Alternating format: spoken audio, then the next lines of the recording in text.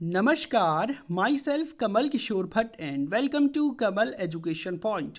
Phi North Korea is unstoppable. North Korea को रोकना असंभव है, ऐसा क्यों?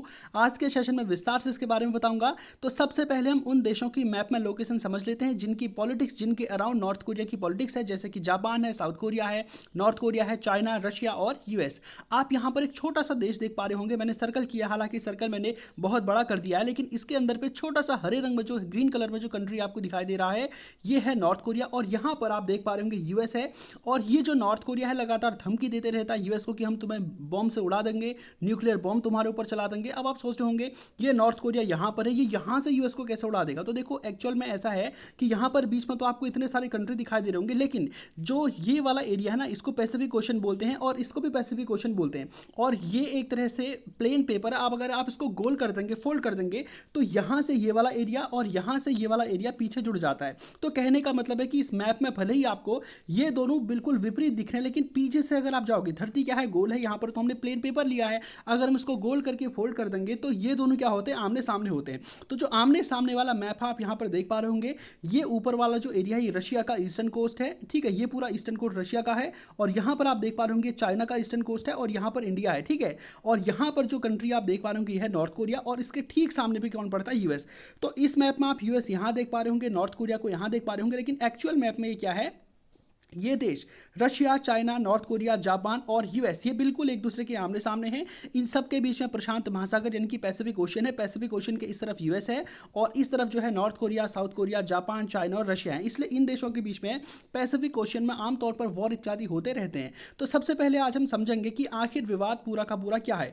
देखिए, थोड़ा सा इतिहास भी चलेंगे। यहाँ पर आप देख पा रहे हो कि ये वाला एरिया चाइना का है, ये वाला एरिया रशिया का है, और यहाँ पर आपने देख लिया होगा जापान। और ये जो एरिया है ना, इसको बोलते हैं कोरियन पेनिसुला। ये जो पूरा का पूरा एरिया है, इसको बोला जाता है कोरियन पेनिसुला। तो इस कोरियन पेनिसुला का जो बॉर्डर है वो कहीं ना कहीं चाइना से सीधा मिल जाता है। और यहां पर आप देख पा रहे होंगे कि इतिहास में जब आपका सेकंड वर्ल्ड वॉर खत्म हुआ था, उससे पहले की बात बता रहा हूं, ये जो जापान है ना, इसकी गुंडागर्दी इस एरिया में बहुत चल रही थी। इतना छोटा सा जापान है, बिल्कुल द्वीपीय देश है, पानी में एकदम घिरा हुआ है, छोटे छोटे द्वीप है। इसने रशिया को हराया था ऊपर पे, इसने जो है चाइना को भी हराया था, इसके कंट्रोल में ताइवान भी था, और इसी के कंट्रोल में क्या था, नॉर्थ कोरिया और साउथ कोरिया। यानी कि पहले से नॉर्थ कोरिया और साउथ कोरिया अलग अलग कंट्री नहीं हुआ करते थे। कोरिया नाम से एक देश हुआ करता था, जो कभी चाइना के कंट्रोल में रहा है तो कभी जापान के कंट्रोल में रहा। और जापान के कंट्रोल में जितने भी देश रहे हैं उनको जापान ने पूरी तरह से बर्बाद करके रख दिया था। यानी कि सेकंड वर्ल्ड वॉर से पहले जो जापान था, इसने जो है बहुत ज़्यादा उत्पात यहाँ पर मचाया हुआ था। तो जो कोरियन पेनिसुला है, ये पूरा का पूरा किसके कब्जे में था, जापान के कब्जे में था। अब आप जानते हैं सेकंड वर्ल्ड वॉर में जब जापान के ऊपर न्यूक्लियर बॉम्ब गिर जाता है तो उसके बाद जापान सरेंडर कर देता, तो ऑब्वियस सी बात है ये जो कोरिया वाला रीजन है ये क्या हो जाता, इंडिपेंडेंट हो जाता। और उस समय चाइना में पूरी तरह से गृह युद्ध चल रहा था, तो इस वजह से कोरियन पेनिसुला को तो चाइना अपने में मिला नहीं सकता था। तो यहां पर किन दो देशों की बात आती है, रशिया। अब रशिया ने शुरू किया कि क्यों ना हम अपने जो पड़ोसी देश है इसमें हम कम्युनिस्ट आइडियोलॉजी अपने आप में लाते हैं, कम्युनिस्ट विचारधारा को यहां पर प्रमोट करते हैं, ताकि ये देश हमारे ही फेवर में रहेगा। तो इसी उद्देश्य से जो है रशिया ने एक तरह से यहां पर कंट्रोल करना शुरू किया। जब रशिया ने यहां पर कंट्रोल करना शुरू किया तो वहां से यूएस भी आया। यूएस का कहना था कि नहीं भाई, हम इतने बड़े एरिया को जो हमारे बिल्कुल ठीक सामने पानी में पड़ता है, प्रशांत महासागर में पड़ता है, इसको रशिया के प्रभाव में यानी कि यूएसएसआर के प्रभाव में नहीं जाने देंगे। तो यहां से रशिया आया, नीचे से जो है यूएस आया।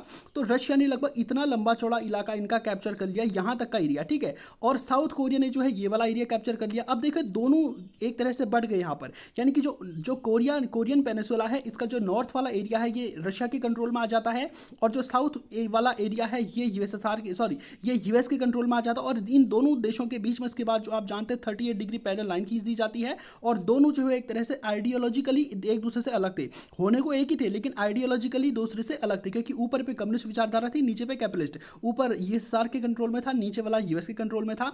और इन दोनों देशों के बीच में जैसे भारत पाकिस्तान के बीच में उसके बाद से आप जानते हैं वॉर शुरू हो जाता है और बहुत कुछ शुरू हो जाता है। तो ठीक इसी तरह से यहाँ पर भी यूएस और यूएसएसआर की वजह से ये दोनों एरियाज क्या हो जाते हैं, पूरी तरह से अनस्टेबलाइज हो जाते हैं। ऊपर नॉर्थ कोरिया, नीचे साउथ कोरिया। तो कहने का मतलब आपको आज कोरियन पेनिसुला में जो भी चल रहा है, जो भी यहाँ पर खून खराबा हो रहा है, कहीं ना कहीं रशिया और यूएस इसके लिए जिम्मेदार हैं। अगर ये इन दोनों देशों ने कोरिया की इंटरनल पॉलिटिक्स में हस्तक्षेप नहीं किया होता तो शायद नॉर्थ कोरिया और साउथ कोरिया दो अलग अलग देश बनते ही नहीं, दोनों एक ही होता, जिसका पूरा नाम कोरियन पेनिसुला होता।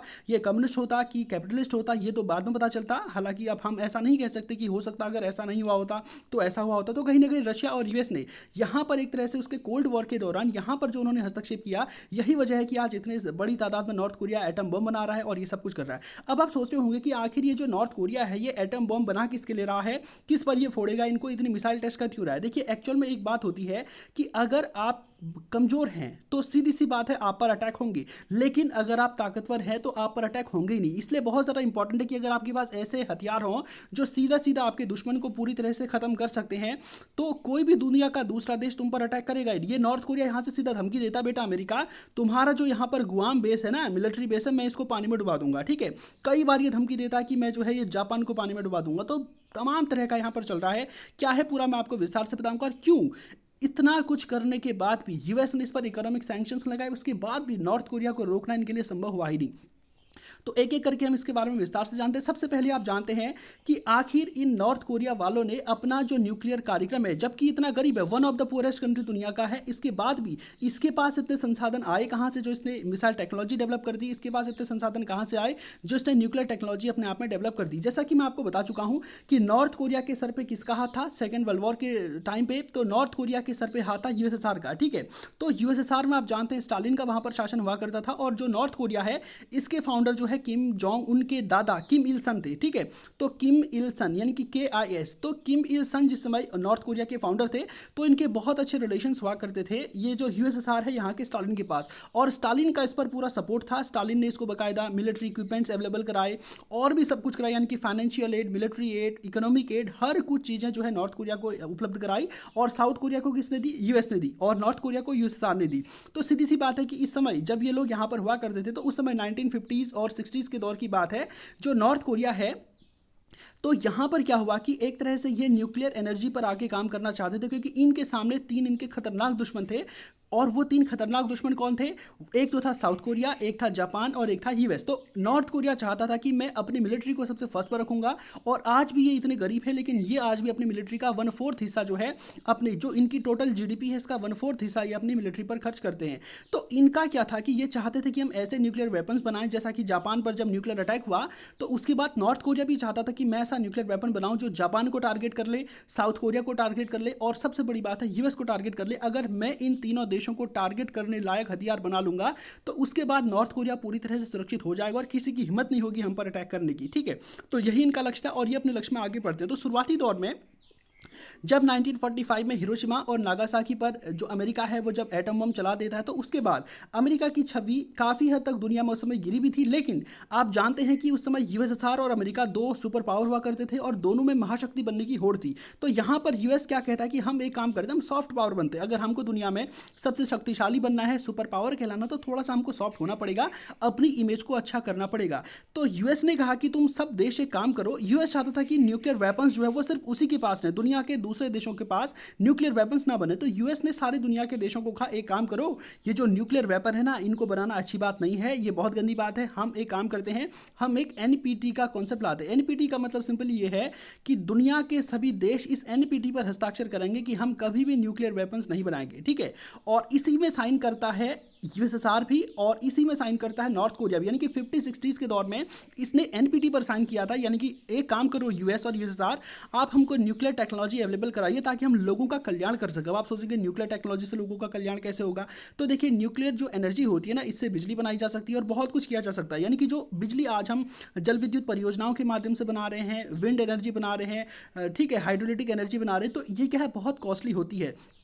और अगर न्यूक्लियर एनर्जी हमारे यहाँ पर बनने लग जाए तो आज जितना हम बिजली का बिल पे करते हैं इसका 1/4 हमारा बिल हो जाएगा। अगर पूरे देश की, जो हमारे देश की अगर बिजली इनसे बनने लगे, तो ये यही चीज़ें यहाँ पर चाहते हैं। ये NPT पर साइन करते हैं कि हम कभी न्यूक्लियर वेपन नहीं बनाएंगे। और इसके बाद यूएसएसआर जो है ये कहता है कि देखो नॉर्थ कोरिया ने जो है NPT साइन किया, तो हम नॉर्थ कोरिया को हेल्प करेंगे कि आप जो है अपने देश में न्यूक्लियर एनर्जी का विस्तार करेंगे। और इस वजह से इसको जितने भी रेडियो एक्टिव सब्सटेंसेस चाहिए होते हैं वो यूएसएसआर पकड़ाता है, टेक्नोलॉजी भी जो है यूएसएसआर पकड़ाता है। अब देखो इसमें फ़र्क ज़्यादा नहीं होता है। अगर आप न्यूक्लियर पावर प्लांट अपने यहाँ पर लगा लेते हो, इतनी इसकी टेक्नोलॉजी अगर आपके पास आ जाती है, तो न्यूक्लियर बॉम्ब बनाने भी कोई बहुत बड़ी बात उसके बाद नहीं रहती है। तो अब नॉर्थ कोरिया देखता है कि मेरे पास न्यूक्लियर जो एनर्जी के लिए जो टेक्नोलॉजी है वो मेरे पास आ चुकी है, पर्याप्त मात्रा में रेडियो एक्टिव सब्सटेंसेज जो इसमें यूज़ होते हैं वो मेरे पास हैं।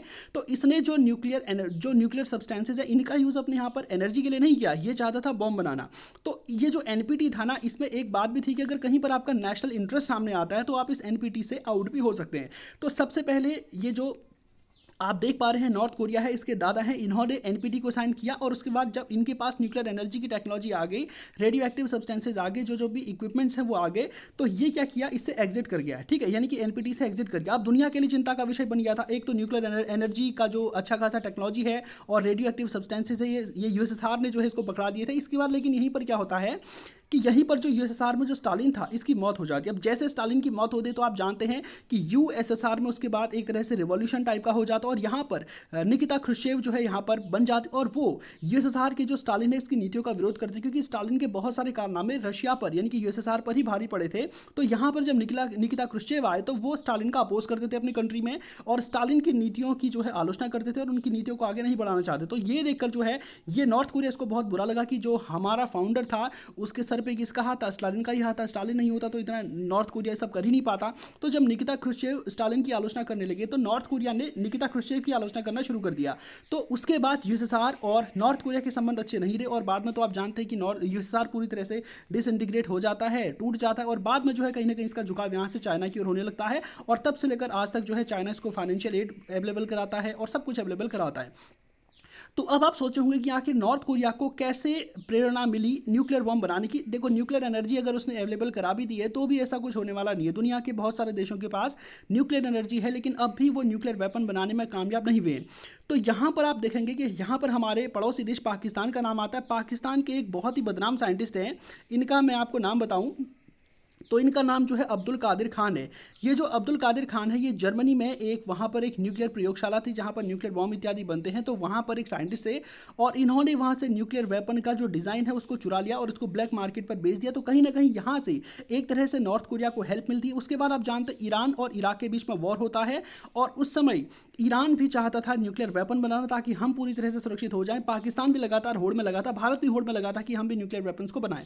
तो यहाँ पर क्या होता है, तो पाकिस्तान ने तो बाद में आप जानते हैं भारत पाकिस्तान दोनों ने न्यूक्लियर वेपन बनाने में कामयाबी हासिल कर ली, लेकिन पाकिस्तान के पास क्या था ना, न्यूक्लियर वेपन तो था लेकिन अब उसको चलाएंगे कैसे। ठीक है, इसको चलाने के लिए बहुत ही हाईटेक क्वालिटी की मिसाइलों की आवश्यकता पड़ेगी। अब वो मिसाइलें थी इसके पास, मिसाइलें थी नॉर्थ कोरिया के पास, एटम बम था पाकिस्तान के पास। तो बताया जाता है, बहुत सारे साइंटिस्ट बताते हैं बाकायदा ओपन, ये बात सबको मालूम है, ये बिल्कुल अगर आप डॉक्यूमेंट्री इत्यादि चेक करेंगे तो ये बात आपको मिल जाएगी कि यहाँ पर पाकिस्तान और नॉर्थ कोरिया के बीच में डीलिंग होती है कि पाकिस्तान जो है न्यूक्लियर वेपन की टेक्नोलॉजी जो है इसको देगा और बदले में नॉर्थ कोरिया जो मिसाइल है इसकी टेक्नोलॉजी पाकिस्तान को देगा। तो यहाँ पर बताया जाता है कि एक बहुत ही सीमित स्तर पर जो है टेक्नोलॉजी का हस्तांतरण होता है। पाकिस्तान जो है न्यूक्लियर वेपन की टेक्नोलॉजी इसको देता है किम जोंग को और जो किम जोंग है वो न्यूक्लियर वेपन्स की टेक्नोलॉजी इसको अवेलेबल कराता है। इसका पिता जो किम इल सन है वो, ठीक है, सॉरी किम जोंग इल है वो इसको अवेलेबल कराता है। तो पाकिस्तान और इनके बीच में बाकायदा सब डीलिंग होती है और उसके बाद आप जानते हैं कि ये जो है न्यूक्लियर वेपन बनाने में कामयाब हो गया। अब देखो,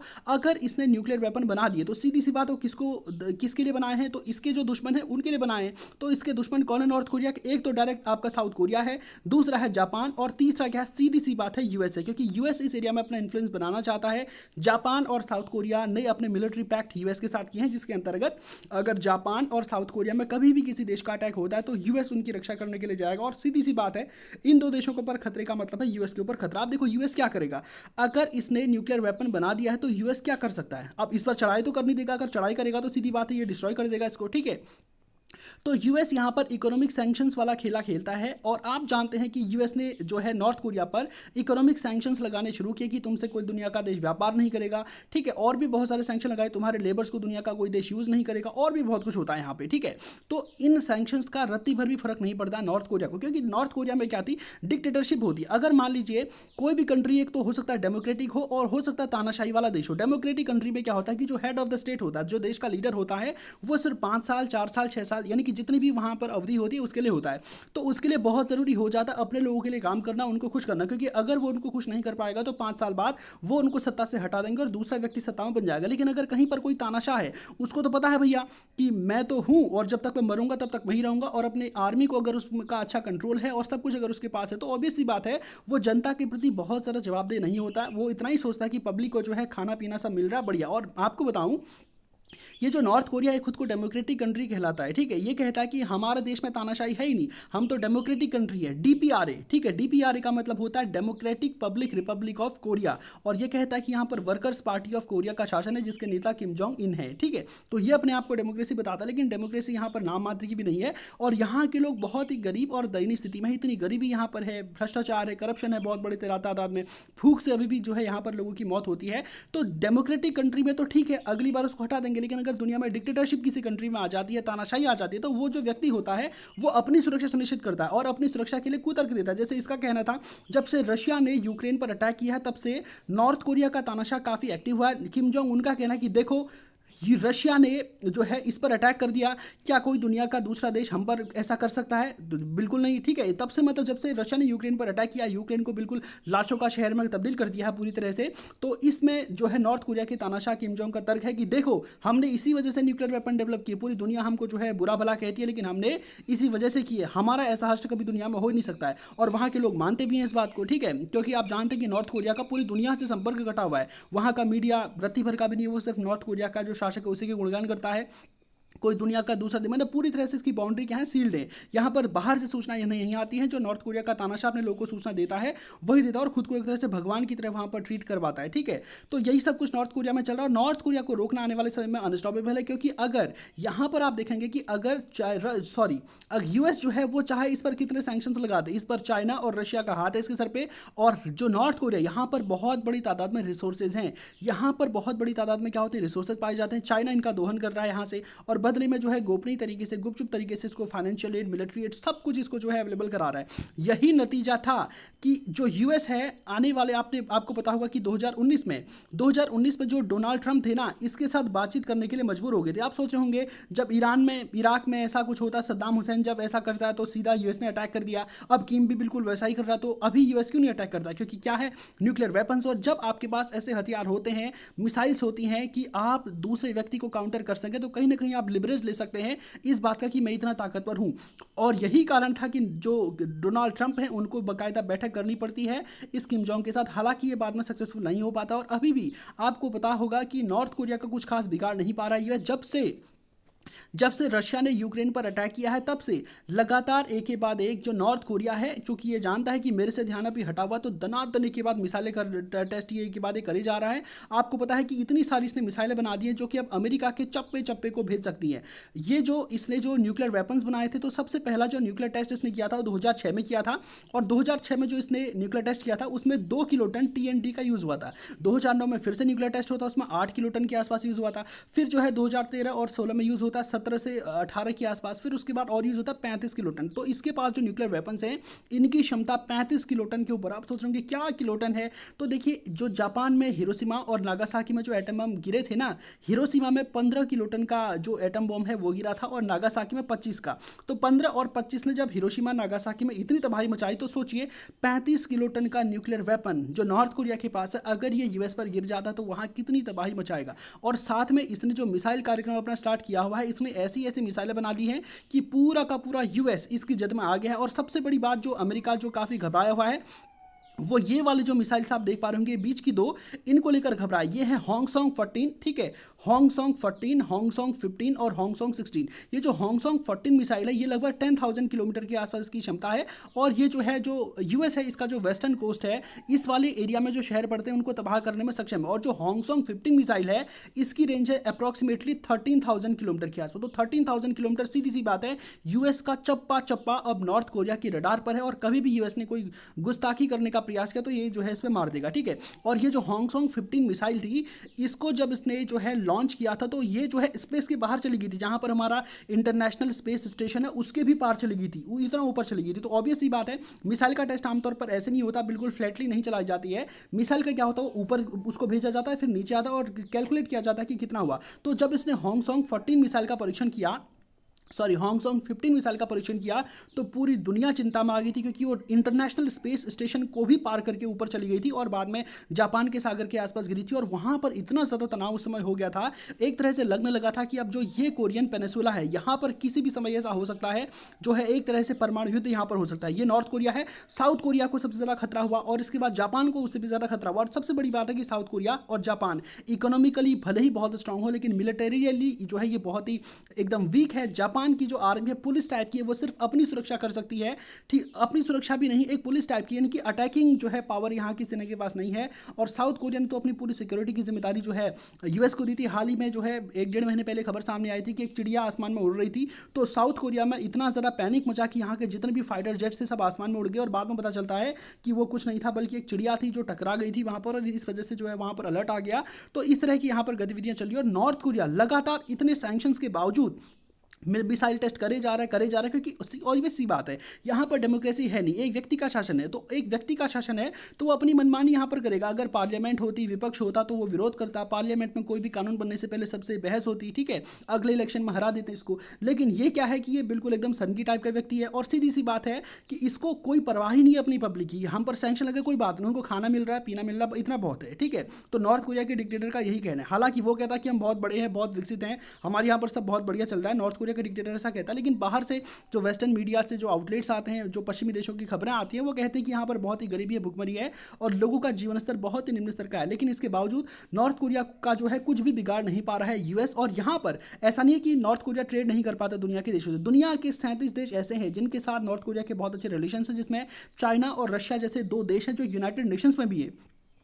तो यूएस जब कभी भी कहता अगेंस्ट नॉर्थ कोरिया, जब भी यूनाइटेड नेशंस जो है सिक्योरिटी काउंसिल, वो भी नॉर्थ कोरिया पर कार्रवाई को लेकर बटी हुई है। तो जब भी अमेरिका कहता है कि अगेंस्ट नॉर्थ कोरिया, तो ये चाइना और रशिया इसको बचाने आ जाते हैं। फाई अगेंस्ट नॉर्थ कोरिया के अगेंस्ट हम क्यों जाएं? ये सब तुम्हारी करामातों की वजह से ही तो हो रहा। अगर तुम इस कोरियन पेनिसुला पर जो है एक तरह से अपना इन्फ्लुएंस नहीं बनाते तो यहाँ पर ऐसा होता ही नहीं, यहाँ पर पूरी शांति होती।